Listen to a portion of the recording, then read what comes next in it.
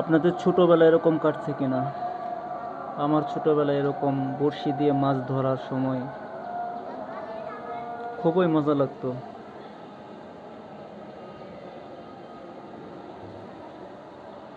ছোট বাচ্চারা বড়শি দিয়ে মাছ ধরছে,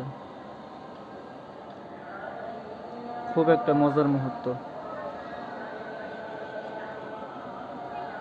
তাদের না আছে কোনো চিন্তা, না আছে কোনো পেরেশানি, আছে শুধু মজা আর মজা। মানুষের জীবনের এই বয়সটা অনেক আনন্দের।